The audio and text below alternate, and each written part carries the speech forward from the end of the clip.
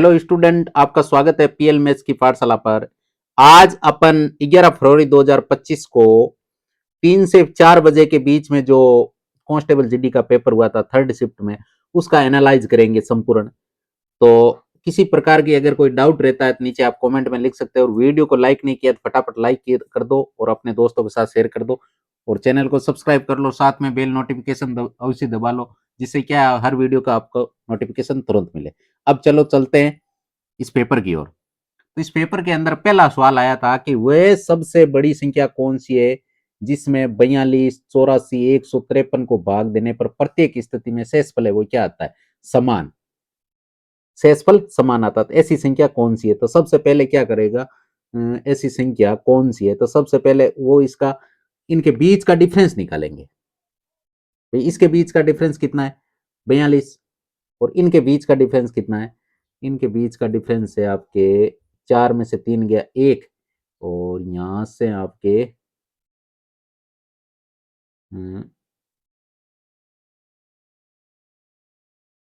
Sorry, यहाँ पे 1 नहीं, 3 में से 4 यानी 13 में से 4 गए तो 9, और यहां से कितने हो गए? 14। 14 में से 8 गए तो 6। 14 में से 8 गए तो 6। अब 42 और 69, 42 और 69, अब देखो इनमें कॉमन कौन आ रहा है? इनमें इनका एचसीएफ क्या आएगा? इनका एचसीएफ आएगा आपके 3। इसका मतलब इसका आंसर भी 3 ही होगा। दूसरा सवाल है, 12 को 10 से गुणा करोगे तो 120 आएगा। 6 में 6 का भाग एक बार, 15 में से 12 गए 3, 3/3, यानी यहां से 1 आएगा। 120 को 1 से गुणा करने पे 120 ही आएगा। तीसरा सवाल है कि एक दुकानदार ने 520 रुपए में एक वस्तु खरीदी। कितने में खरीदी? 520 रुपए में। 30% का लाभ प्राप्त करने के लिए उसे उस वस्तु को किस मूल्य पर बेचना चाहिए? 30% का लाभ, यानी वो 13 में बेचना चाह रहा है, 10 में खरीदी है 13 में, तो 13/10। तो यहां से देखो 52 को 13 से गुणा करना है, 13 दूने 26, यानी इकाई के स्थान पे 6 आएगा, जो आपके एक ही ऑप्शन में आ रहा है। इसका मतलब इसका ए नंबर ऑप्शन हो गया। चौथा सवाल है कि जब 75, 16, 76, 35, 79, 92 की सबसे बड़ी संख्या x से भाग दिया जाए तो प्रत्येक स्थिति में समान शेषफल बचता है, तो x के अंकों का गुणनफल बताओ। आप देखो ये सवाल भी इस प्रकार एक पीछे सवाल आया था ना, उसी से रिलेटेड ही। इनके बीच का आप डिफरेंस लेके एचसीएफ निकालोगे। अब देखो इनके बीच का डिफरेंस कितना है, तो इसके ये बड़ा है तो 15 में से 6 गए तो 9, और यहाँ पे 12, 2 में से 1 गया तो 1, और 119 आया। और इनके बीच का डिफरेंस यानी 12 में से 5 गए तो 7, और ये 8, 8 में से 3 गए तो 5, और 79 में से 76 गए 3। अब देखो 119 और 357 दोनों के बीच का डिफरेंस आया। इसका मतलब इनमें से कॉमन क्या आएगा? इनमें से कॉमन आएगा आपके 119, क्योंकि 119 का इसमें भाग जाता है। भाई ये तो 119 है, कम 119 है ही, ये आपके 3 इंटू 119 है, क्योंकि 100 को 3 से गुणा करने पे 300, और 19 को 3 से गुणा करोगे 57, 357 आ गया। इसका मतलब 119 है, वो इस संख्या का क्या आ जाएगा? एचसीएफ आ जाएगा। इसका मतलब 119 वो नंबर होगा जिसके अंकों का गुणनफल बताना है। 9 एकम 9, 9 एकम 9, इसका मतलब अंकों का गुणनफल कितना आएगा? 9। तो इसका बी नंबर ऑप्शन राइट हो गया। इसी प्रकार 5वां सवाल है कि एक स्टोर में एक इलेक्ट्रॉनिक घड़ी का अंकित मूल्य वो कितना है? 45,880 रुपए, और ये 25% छूट पर उपलब्ध है। यदि कोई ग्राहक स्टोर से खरीदता है तो उसे ये घड़ी कितने में भुगतान करना पड़ेगा? वो घड़ी उसे कितने में मिलेगी? यानी 25% का फ्रैक्शन वैल्यू क्या होती है? 1/4। इसका मतलब 4 की चीज 3 पे मिलेगी। कितने पे मिलेगी? 3 पे। तो 3/4 हो जाएगा। अब देखो 4 से आप इसको काटोगे तो ये तो आपके 11, 11 चौके 44, पीछे कितने बच गया? 1।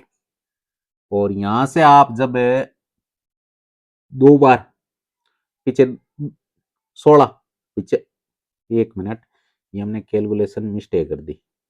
यहां से 4 से काटेंगे तो ये कितनी बार कटेगा? 11 चौक 44, पीछे 1 बचेगा 8, और 4 चौक 16, पीछे 2 बच गए 8, 7 चौक 28, यानी 11,470। इसको 3 से गुणा करोगे तो सबसे पहले 0 आएगा, और 7 3 21, यानी 10। 10 तो एक ही ऑप्शन में आ रहा है, तो इसका मतलब बी नंबर ऑप्शन इसका राइट हो जाएगा। फिर है आपके छठा सवाल कि एक संख्या में 50% की वृद्धि की जाती है। फिर पुनः 50% की वृद्धि की जाती है। तो मूल संख्या प्राप्त करने के लिए बढ़ी हुई संख्या को कितने प्रतिशत कम किया जाना है। अब देखो यहां से पहले वृद्धि 50 की, यानी 50 की फ्रैक्शन वैल्यू क्या होती है 1/2, यानी 2 से 3 वैल्यू हो गई, फिर 2 से 3 हो गई, 2 बार बढ़े ना 50-50। और फिर क्या किया, अब यहां से देखो ये कितना हो गया, 2 दूनी 4, ये 3 3 9। अब कमी कितनी करेंगे पड़ेगी कि भाई 4 से 9 हो गई, वापस हमें 4 पे आना है, तो कमी कितनी करनी पड़ेगी 5 की, तो 5/9। अब 5/9 की फ्रैक्शन क्या बनेगी, 5/9% की फ्रैक्शन वैल्यू क्या बन जाएगी, इंटू 100 करोगे तो ये आपके 55.5/9% आएगा, 55.5/9%। सातवां सवाल है कि पेट्रोल के मूल्य के प्रति लीटर में 75% की वृद्धि होती है, इसकी खपत में कितने प्रतिशत की कमी की जानी चाहिए ताकि इस पर होने वाले व्यय में केवल 47% की वृद्धि हो। पेट्रोल के मूल्य में 75% की वृद्धि होती है, कितनी वृद्धि होती है 75% की, यानी 100 रुपए लीटर था, ये 175 रुपए लीटर हो गया। अब इसके खपत में कितनी कमी की जाए कि वो खर्च है ना वो 147 ही रखना चाह रहा है, यानी 47% की वो खर्च में वृद्धि कर सकता है। इसका मतलब 100 रुपए लीटर था लेकिन 175 हो गया, अब वो बोल रहा है 147 में खर्च कर पाऊंगा, तो यहां से कमी कितनी कर पड़ेगा, तो 25 और 3 28 की कमी 175 पे इंटू 100, यहां से 25 चौकू 100 और 25 7 175, 7 से ये कट जाएगा कितनी बार 4 बार, तो 4 चौक 16%, तो सी नंबर ऑप्शन। अब 8वां सवाल के 6 और 150 के बीच मध्य अनुपाती याद कीजिए। मध्य अनुपाती याद करने का फॉर्मूला क्या होता है, अंडर रूट ए इंटू बी। अब ए की वैल्यू कितनी है 6 इंटू 150, रूट में है। अब देखो 6 के तो 6 हो गए, 150 को आप तोड़ सकते हो 6 इंटू 25, अब बाहर निकल जाएगा एक, तो ये जोड़ा निकल जाएगा 6, और एक रूट 25 को जब बाहर निकालेंगे तो 5, तो 6×5 = 30। जो कौन सा ऑप्शन मारा है, ए नंबर ऑप्शन में, तो इसका ए नंबर ऑप्शन राइट होगा। फिर 9वां सवाल के एक सरल लोलक के आवर्तकाल में 2.2 सेकंड, 1.8 सेकंड, 2 सेकंड, 1.6 सेकंड और 2.4 सेकंड का औसत आवर्तकाल बताना। सबसे पहले इनका योग, तो 2.2 और 1.8 ये कितने हो गए, ये आपके पूरे के पूरे 4 हो गए यहां से, और यहां से ये कितने हो गए, ये हो गए आपके 3 और 1, यहां से भी ये 4 हो गए और ये 2, तो 4 4 8 2 10। अब 10 में हमें भाग कितने का देना है, 10 में देखो कितनी नंबर है 5 नंबर है, 10 में 5 का भाग दोगे तो इसका एवरेज कितना आएगा 2 आएगा, जो बी नंबर ऑप्शन में। 10वां सवाल है कि एक आयत का परिमाप है वो 26 सेमी है, इसकी लंबाई आपको 7 सेमी दे रखी है और उसका क्षेत्रफल याद करना। सबसे पहले क्षेत्रफल याद करने के लिए हमें चौड़ाई की जरूरत पड़ेगी। अब परिमाप का सूत्र क्या होता है, 2 कोष्टक एल प्लस बी, ये होता है परिमाप का, और परिमाप आपको 26 दे रखा है, तो 26 को आप 2 से काट दोगे तो 13 बार, यानी एल प्लस बी की वैल्यू कितनी आएगी, एल प्लस बी की वैल्यू 13 आएगी। अब एक हमें एल तो दे रखा है 7, प्लस बी की वैल्यू हमें याद करनी है बराबर 13। अब 7 इसमें से माइनस होगा तो बी की वैल्यू कितनी आ जाएगी, बी की वैल्यू आपके 6 आ जाएगी। अब बी की वैल्यू 6 और सॉरी बी की वैल्यू 6, एल की वैल्यू 7, क्षेत्रफल याद करने का सूत्र क्या होता है, L into B, L into B, यानी 7 को 6 से गुणा करोगे 6 7 42, जो कौन सा ऑप्शन मारा है, ए नंबर ऑप्शन में। अब आ गया आपके 11वां नंबर सवाल, 14 और 9, 14 मेरे कितने होते हैं 126। अब यहां से 8 में 2 का भाग 4 बार, 18 में से 15 गए 3, तो 3/3 यानी 1 आएगा यहां से, तो 126 को 4 से गुणा करना है, तो 12 चौकी 48, तो 480 तो यहां से आ जाएगा, 6 चौक 24 प्लस 24 और आ जाएगा, तो 480 और 24 कितने हो गए 504, जो कौन सा ऑप्शन आ गया, सी नंबर ऑप्शन। अब आपके 12वां सवाल कि अतुल, बबन और राकेश की औसत वेट कितना है, भाई अतुल, बबन प्लस राकेश, इन तीनों का औसत वेट है 46 किलो, तो 46 को 3 से गुणा करोगे तो कितना आ जाएगा, 46 को 40 को 3 से तो 120 और 28 138 किलो।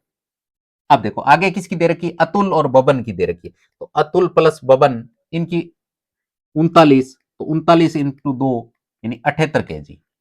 इसी प्रकार बबन और राकेश, तो बी प्लस आर की वैल्यू क्या आएगी 50 इंटू 2 बराबर 100 केजी। अब देखो यहां से आपको किसकी, बबन की निकालनी है, बबन की उम्र, तो सबसे पहले एक काम करते हैं, सबसे पहले हम क्या करते हैं, सबसे पहले हम निकाल लेते हैं किसकी, इसकी उम्र, किसकी, रोकेश की, राकेश की पहले निकाल लेते हैं। तो इसमें से अगर मैं 78 कम करूंगा तो उसकी आ जाएगी तो कितने बचेंगे 0 और 6, 60 साल। कितनी बचेगी 60 साल। अब देखो बबन और राम की दोनों की उम्र कितनी है 100 साल, जिसमें से बबन है 60 साल का, तो इसका मतलब राकेश इसकी रोशन कितनी आ जाएगी, सॉरी रोशन की यहां से 40 साल है, 60 साल है, तो बबन की कितनी आ जाएगी 60 में 100 में से 60 गया तो 40, यहां से 40 आ जाएगी। 13वां सवाल है कि 300 मीटर और 200 मीटर की लंबाई वाली दो रेलगाड़ी एक ही दिशा में क्रम से 70 किलोमीटर प्रति घंटा और 120 किलोमीटर प्रति घंटा की चाल से गतिमान है। पीछे से आ रही तेज चाल वाली रेलगाड़ी द्वारा दूसरी रेलगाड़ी को पूरी तरह से पार करने में कितना समय लगेगा। अब देखो एक है 300 मीटर, एक है 200 मीटर, 300 200 500 मीटर तो इनकी लंबाई हो गई, और देखो एक ही दिशा में चल रही है, तो 20 एक की तो 70 किलोमीटर प्रति घंटा है, एक की 120 किलोमीटर प्रति घंटा, दोनों एक ही दिशा में चल रही, इसका मतलब इनके बीच का डिफरेंस निकालेंगे, तो बीच का डिफरेंस कितना होगा आपके 70 और 120 के बीच का डिफरेंस 50, लेकिन ये 50 किस में आया किलोमीटर प्रति घंटा, इसको आप बदलोगे किस में, इसको आप बदलोगे मीटर पर सेकंड में, 5/18 से तीसरा बटा ऊपर चला जाएगा। अब देखो ये आपके सेकंड में उतराएगा, लेकिन हमें किस में निकालना मिनट में, इसका मतलब इसमें वापस 1/60 का भाग भी देना होगा। अब देखो इसको पूरे को सोल्व करेंगे तो यहां से ये 10 बार कट जाएगा, और यहां से आप चाहो तो इसको काट दो 2 बार, और यहां से ये कट जाएगा आपके कितनी बार 30 बार, तो 6×3 = 18 और 6×5 = 30।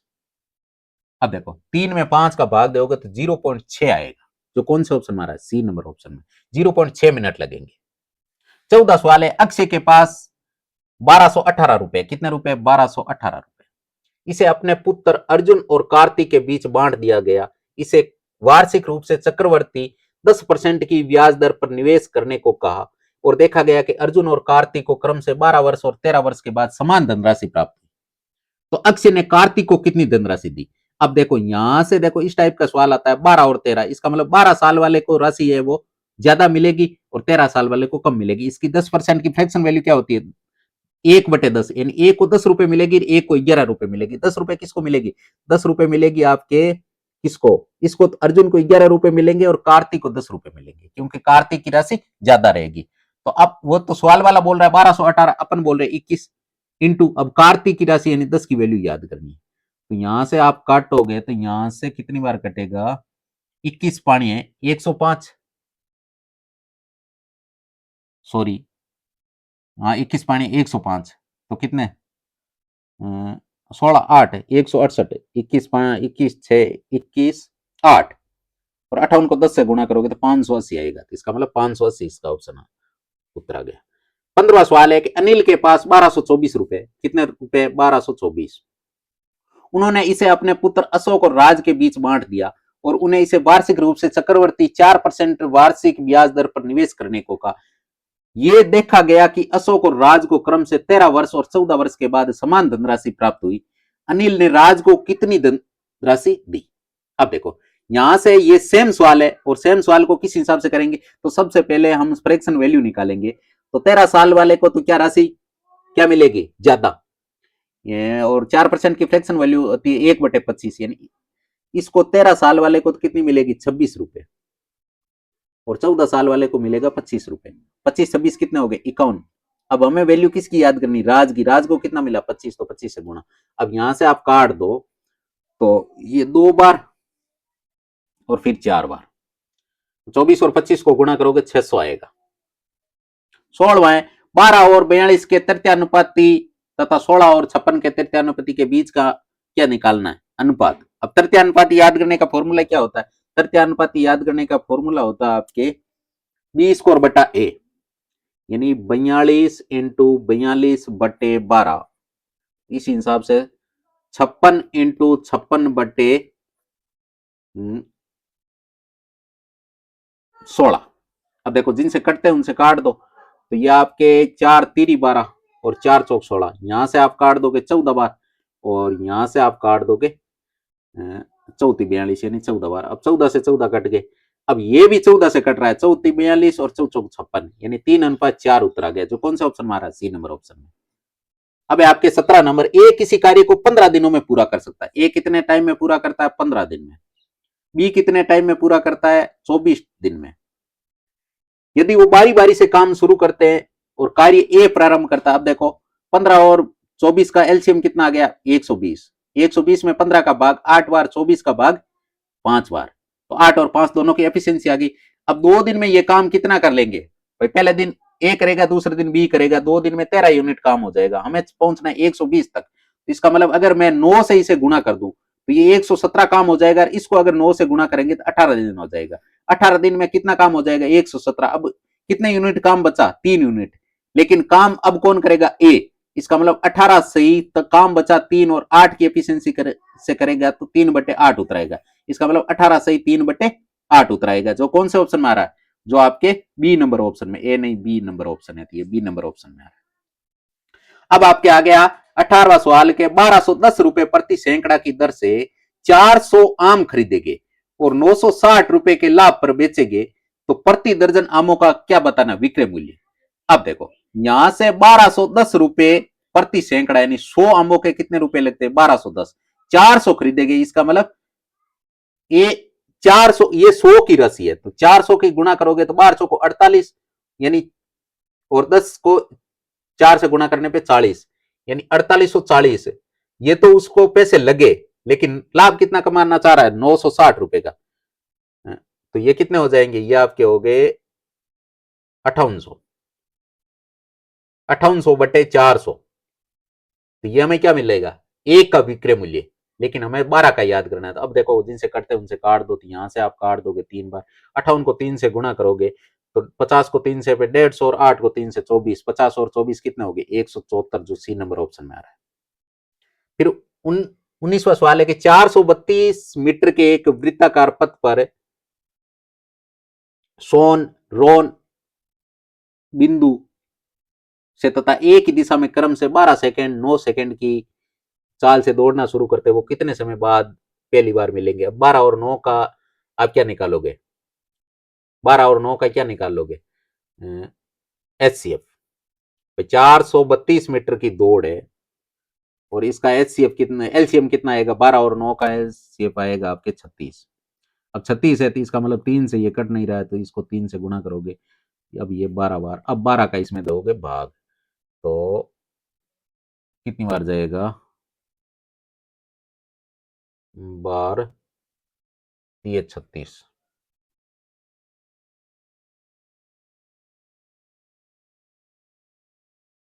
बार 36 और बार पढ़े 60 बार 72 36 उतरा रहा है। अब देखो 36 के पाड़े से 36 72 72 72 144 उतराएगा। इसका कौन सा ऑप्शन आएगा 144 सेकेंड। अब 20वां सवाल के किसी मूलधन पर 5% की वार्षिक दर से 2 वर्ष की अवधि के लिए साधारण ब्याज है वो 284 रुपए, 284 रुपए 5% की दर से 2 साल का है तो 10% की वैल्यू है। अब हमें मूलधन यानी 100% की वैल्यू निकालनी है तो 10 से 10 गया और 284 को 10 से गुणा करोगे तो कितना आएंगे 2840, बी नंबर ऑप्शन। हाँ, तो ये आपका कंप्लीट पेपर था। अगर आपको ये चीजें समझ में आई तो कमेंट में लिखिए और किसी प्रकार का कोई डाउट है तो भी कमेंट में लिखिए। अगर वीडियो अच्छा लगे तो भी कमेंट कीजिए और बुरा लगा तो भी कमेंट कीजिए और वीडियो को शेयर कर दीजिए। धन्यवाद, टेक केयर, बाय बाय, जय हिंद, जय भारत।